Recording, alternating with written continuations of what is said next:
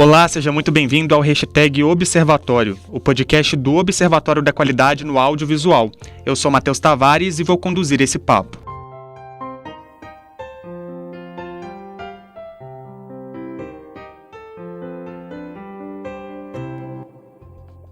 O assunto de hoje é o cinema documentário, um produto audiovisual que desperta o interesse de muitas pessoas que querem conhecer e entender melhor o mundo ao seu redor.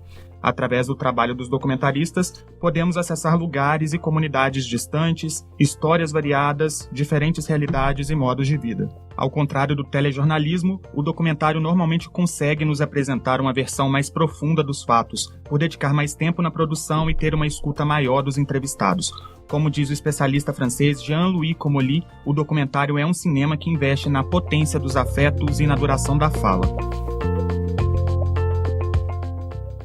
Muitos documentaristas reconhecem desempenhar um trabalho que busca a reflexão e a discussão sobre a sociedade. Eduardo Coutinho, consagrado cineasta brasileiro no campo do documentário, certa vez falou sobre as questões que o instigavam. Como é que uma sociedade existe, por que o Brasil é como é e por que as pessoas são como são, ele se questionava.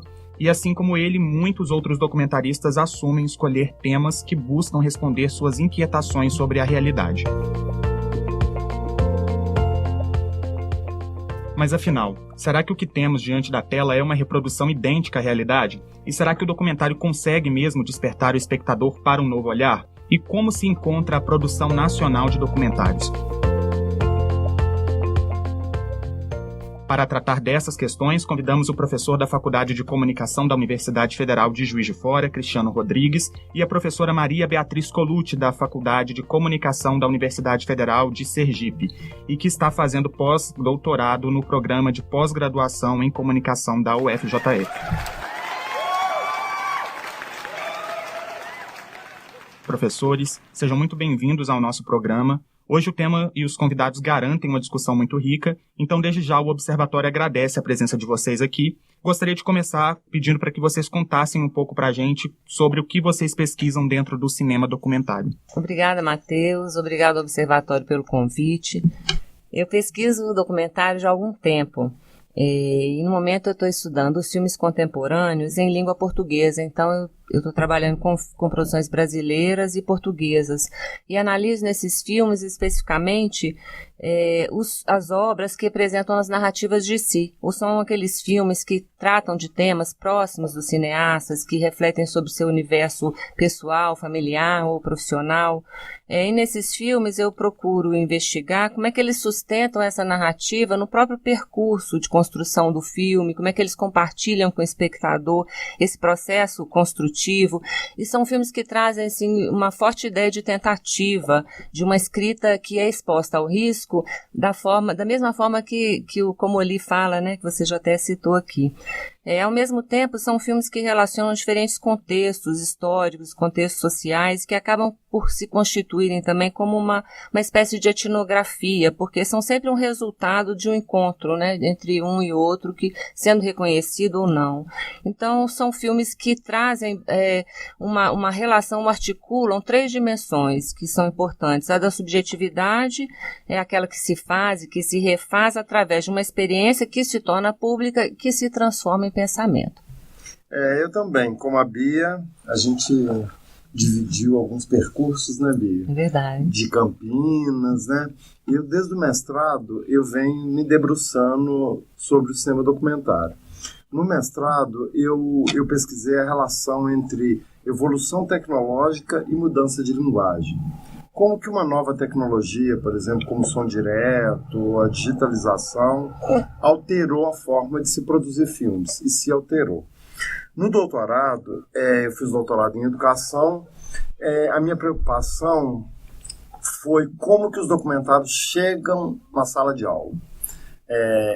Essa ideia de verdade que o documentário traz, às vezes ela é bem complicada, assim, no segundo grau, sabe?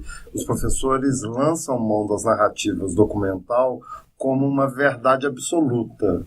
E isso, para a educação, qualquer verdade absoluta já é complicado, né? Então, a partir do doutorado, depois que eu terminei o doutorado, eu me estabeleci, vamos dizer assim, num grupo de pesquisa na educação, que é o grupo LIC, aqui da Maria Tereza Freitas, que é na Faculdade de Educação, e venho trabalhando com essa perspectiva de pensar a utilização, eu não gosto muito dessa palavra, utilização, mas de como o professor lança a mão do documentário nas suas estratégias de ensino e aprendizagem. E por falar nisso, como vocês veem essa questão de os espectadores creditarem ao documentário objetividade e veracidade no tratamento de um tema? Vocês acham que essa crença em uma realidade não mediada pode ser um problema na recepção? Ou seja, uma pessoa que assiste a um filme sobre violência, por exemplo, sem ter em mente de que a obra é um ponto de vista do cineasta, ela pode ter sua consciência crítica afetada? Olha, Matheus, eu acho que sim, eu acho que pode, mas eu acho que isso, se a gente pensar nos últimos 20 anos, isso vem mudando muito. O que eu percebo? Quando eu comecei a estudar documentário, eu percebia uma certa confiança excessiva nos filmes dos espectadores, porque a gente não estava muito habituado com a linguagem documental e muito habituado com a linguagem jornalística, vamos dizer assim. Então, a suspeita imparcialidade do jornalismo em confronto com a parcialidade do documentário levava algumas pessoas a acreditarem piamente no telejornalismo, achar que deu no Jornal Nacional é verdade. E no documentário, sabe, se entregar. O que eu venho percebendo? Com o avanço tecnológico, as pessoas começaram a ter acesso a modos de produção. A modos de produção de imagem, a tanto fazer imagem como editar a imagem. Isso levou uma geração, por exemplo, a geração de vocês já tem esse domínio. Então, assim, você já vê alguma coisa na TV, você sabe que aquilo já é uma versão de um fato. Que a linguagem audiovisual, documentário, jornalismo, é parcial. Sabe, ela é de acordo com uma época, com um sujeito histórico, com um homem ou uma mulher, alguém está ali por trás fazendo. E isso tem a ver no resultado final do filme. Na minha pesquisa junto aos professores, foi muito interessante porque eu fui com a suspeita dessa ideia de verdade. E quando eu comecei o campo mesmo a investigar, principalmente na universidade, a relação que as pessoas travam com o documentário é completamente diferente da relação com os filmes de ficção. Nos filmes de ficção, os alunos, por exemplo, da graduação em pedagogia, eles se embarcavam, deixavam levar pela narrativa. Não questionavam muito, na discussão falavam dos atores. Quando se ia discutir o filme documentário, as questões eram: por que essa câmera está ali? Como que o diretor conseguiu pegar aquela imagem? Questões que na ficção não existiam. Então eu acho que há 20 anos atrás, eu acho que isso era um problema. Eu acho que a geração agora já não tem muito essa questão. Você percebe mais a mão do diretor. Você acha que isso tem a ver com a própria questão da educação para as mídias, né, Cris? Eu acho que é importante pensar essa formação, né, dos alunos ou das gerações que estão chegando já nessa realidade que você falou, que é o digital, que tudo pode ser fabricado, né, não precisa nem ter câmera, nem ter cena, mas é uma recepção ainda crítica. E eu acho que o papel nosso, assim, acho que no cinema e no documentário principalmente, é fazer essa ponte com a educação, né, e pensar criticamente essa imagem. Eu acho que isso é importante. Porque o aluno, Bia, eu acho que ele percebe, sim. O professor, às vezes, não, porque aí tem um gap geracional. É verdade. Entre aluno e professor. O aluno que filma no celular e edita e coisa, quando ele vê alguma imagem, ele fala, pô, isso aí foi montado, alguém fez. Então, ele já tem o professor, muitas vezes, não. Mas é interessante, meu filho ontem precisou assistir um documentário que a escola passou, e aí eu falei, então tá, vamos ver o filme. Ele disse, mãe, não é filme, é documentário. Quer dizer, que legal. E aí foi a oportunidade de conversar sobre isso, que o documentário também é um filme e também é uma construção, quer dizer, eu acho que começa por aí. Mas como você também já falou, acho que hoje é impossível mesmo para o jornalismo pensar essa verdade absoluta, né, essa ideia de neutralidade, objetividade, quanto mais no cinema. E acho que é bem por aí. Eu acho até, Bia, que essa ideia de verdade em todas as áreas, né? Eu acho que a gente vive uma crise de narrativas. Então, o documentário, o cinema, ele é um reflexo do que a sociedade está vivendo. Se as narrativas estão em crise, os discursos estão sendo questionados, a gente também ganha ou sofre ou perde com isso, entendeu? Eu acho que ganha, eu acho que é sempre um ganho.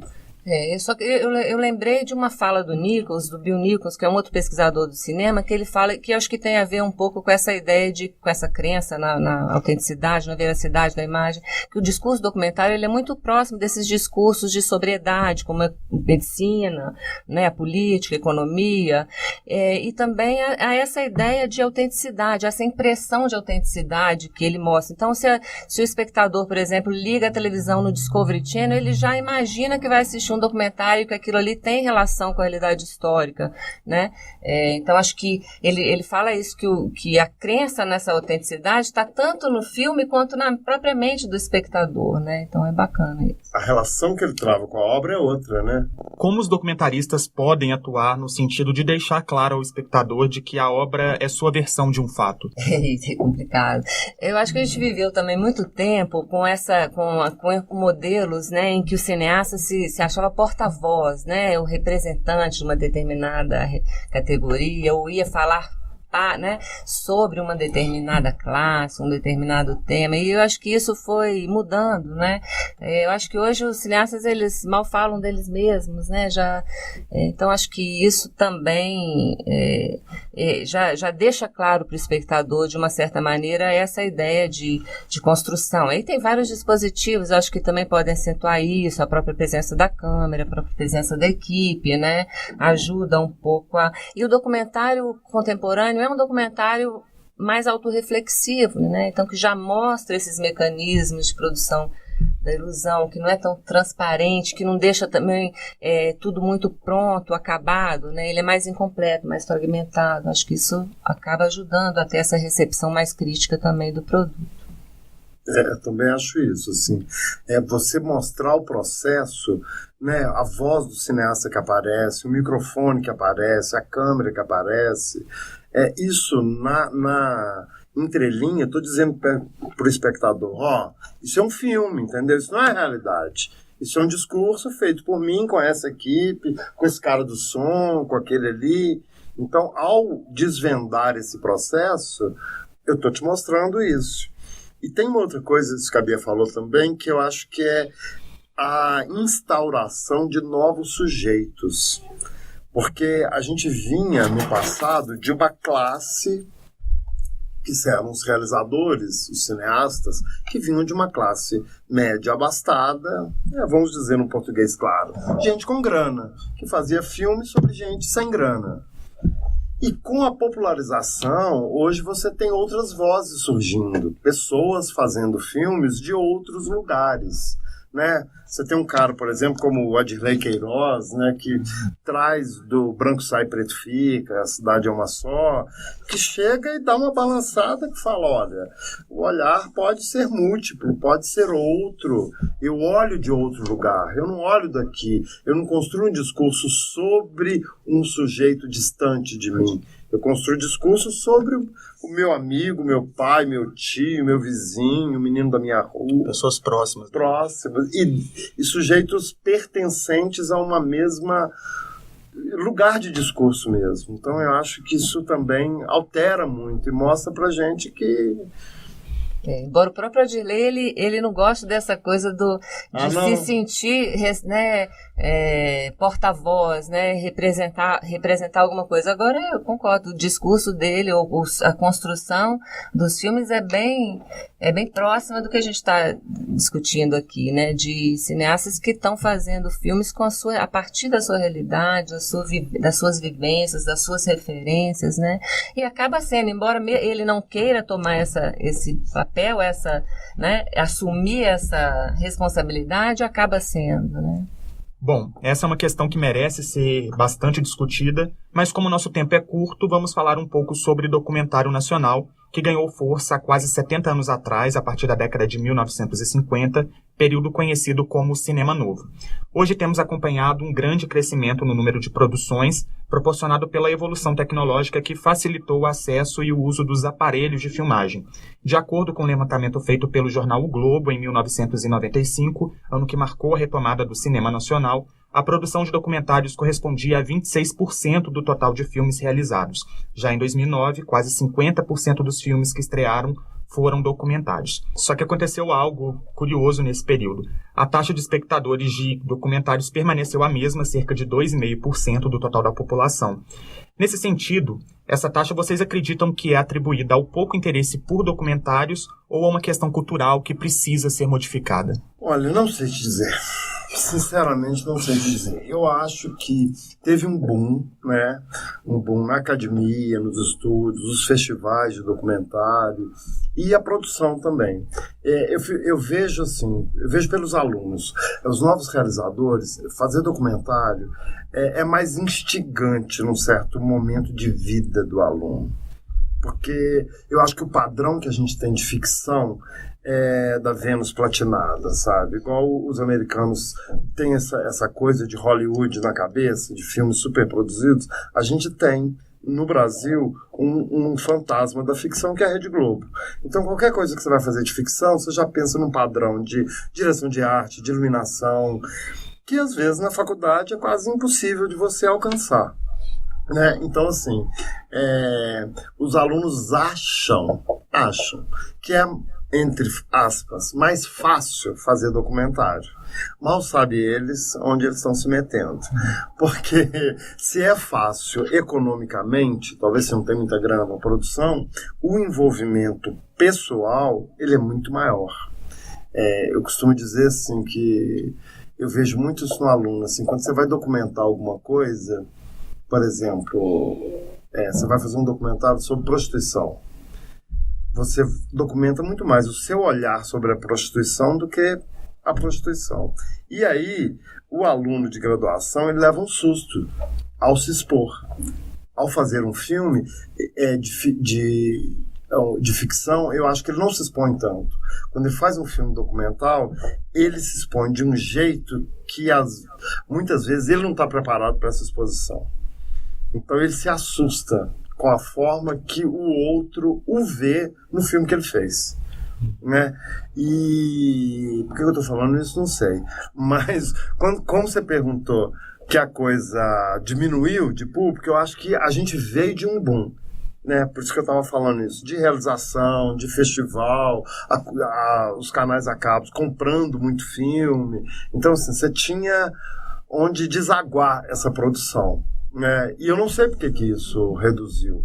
Na verdade, eu não sabia desse dado. Eu acho que também esses números devem refletir uma certa mudança na própria audiência, porque talvez não levem em conta essas outras plataformas, não é?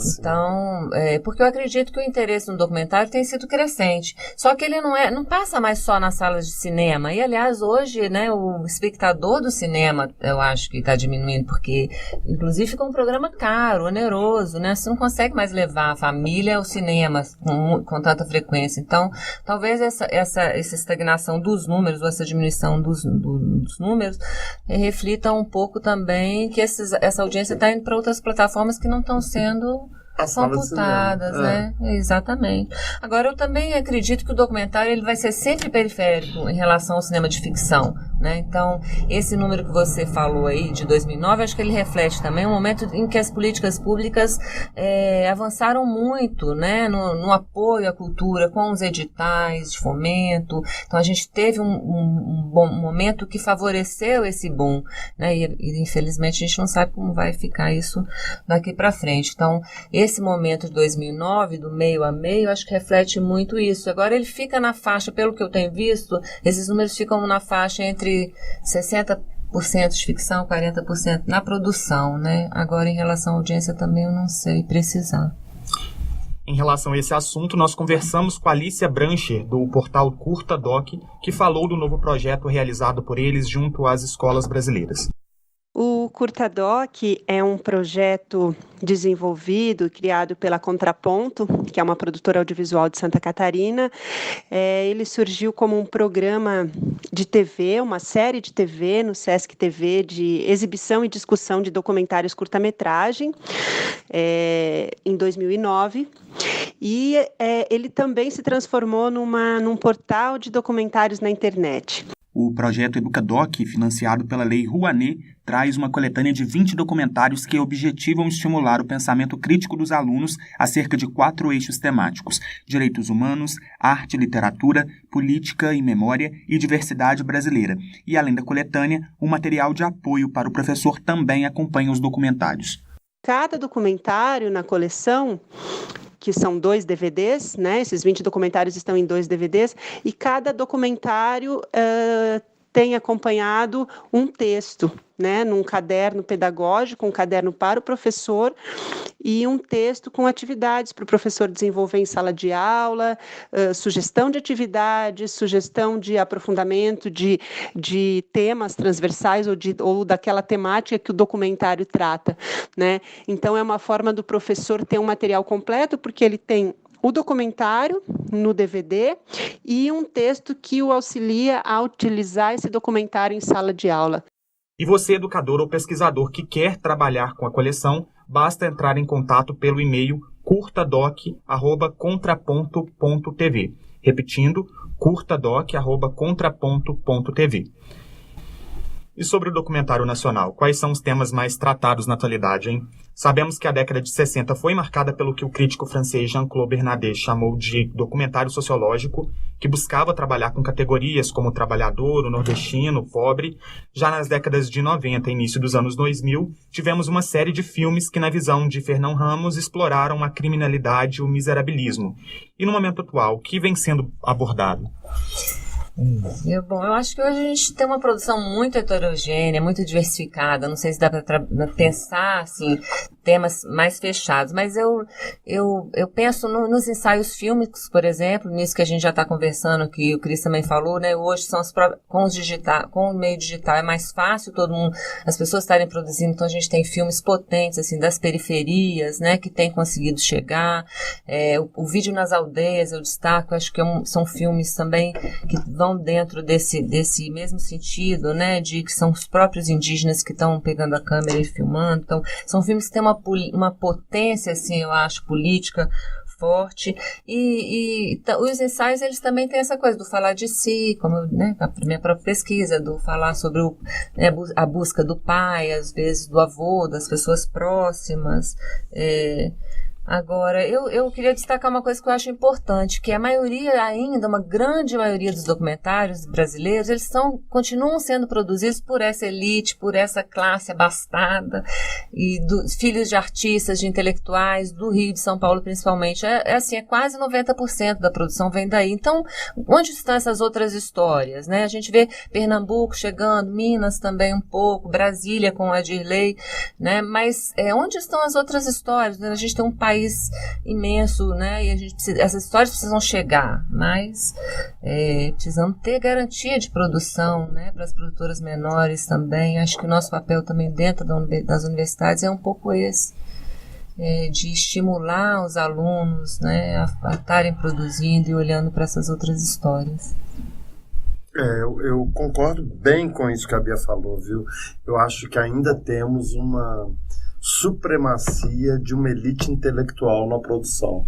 E tenho uma aluna agora começando a pesquisar documentário feminino, e ela está impressionada com o volume, a discrepância entre o volume de produção de realizadores homens e realizadoras mulheres.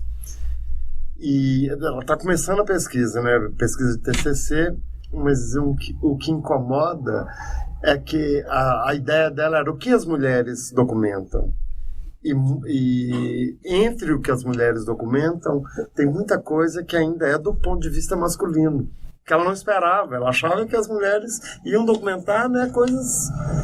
E eu acho que tem essa coisa do outro sujeito, Matheus, que você perguntou, mas eu fiquei pensando uma coisa, me ocorreu agora.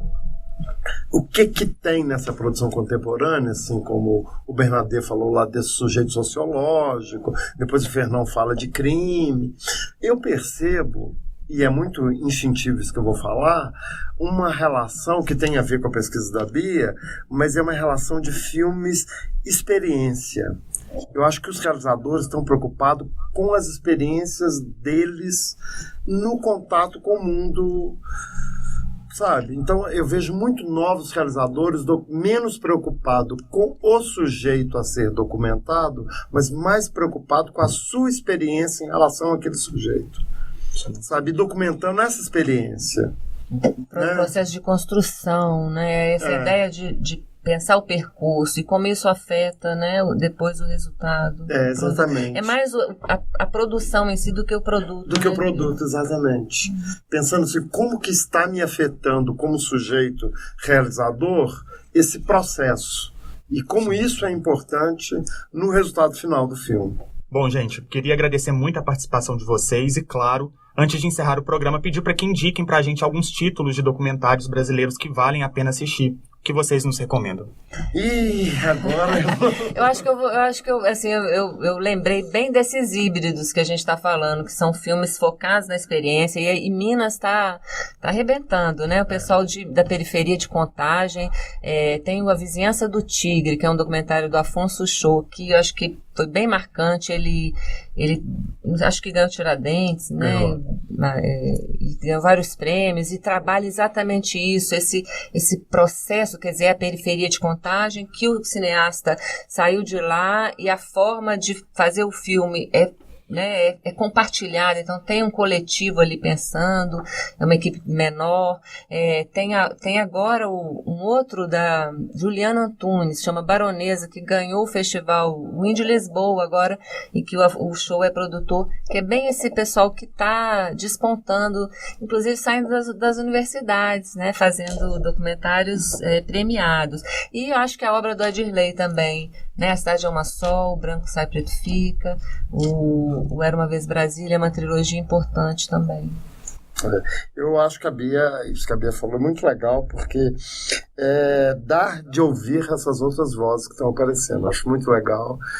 Agora, eu tenho algumas paixões, assim, que eu não sei se a galera que está ouvindo conhece.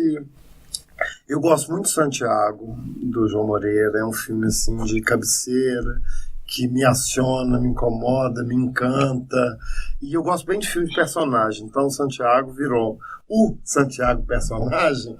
Ele é meio cativante, assim. Então, eu gosto muito de Santiago. Gosto dos filmes do Kiko Goifman, mais pelo que ele te desestabiliza do que do próprio filme, sabe? Eu acho que ele te coloca em alguns lugares que desafiam a gente. Então, assim, eu estudei o 33 no mestrado, acho um filme bom, o astral, aquele clima no ar do filme, mas o filme Fobia eu acho que é um filme que incomoda muito.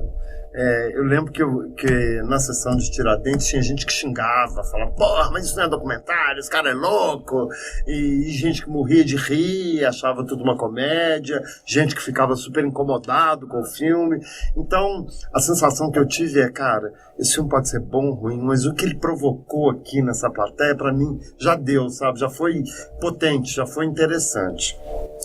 E eu queria falar um pouco do filme do Marquinho Pimentel, que é daqui de Juiz de Fora, né, A Parte do Mundo que Me Pertence, que ganhou o Festival do Rio, né, ano passado, e eu acho um filme muito lindo, assim. Concordo, eu vi, muito lindo mesmo, a forma de abordagem, de chegar, né, a essa história que ela vai chegando, né? Precisa apresentação. Exato, né? A gente vai se envolvendo. Né? Você vai. Essa forma de a filmar intimidade que ele consegue com os personagens ali, a presença do realizador numa vida cotidiana, corriqueira, sabe? Eu acho isso muito carinhoso, a relação dele com os personagens. Muito respeitosa, né? Então que comecem as maratonas, né? Gente, muito obrigado pela participação de vocês. Isso aí, obrigada a vocês pela oportunidade, pela parceria aqui com o Cris, foi ótimo. Obrigado, gente, muito legal. E vamos ver e fazer filmes, né, Bia? Exatamente. Pensar filmes. Também gostaria de agradecer o apoio de Tatiana Vieira e Luma Perobelli e a nossa orientadora Gabriela Borges. E se você quer conhecer mais sobre o Observatório da Qualidade no Audiovisual, é só acessar o site observatoriodoaudiovisual.com.br ou seguir nas redes sociais facebook.com/Observatório da Qualidade UFJF e no Twitter e no Instagram @OQAudiovisual. Outras edições do podcast #Observatório estão disponíveis no SoundCloud e YouTube. Não deixe de seguir para receber todas as nossas atualizações.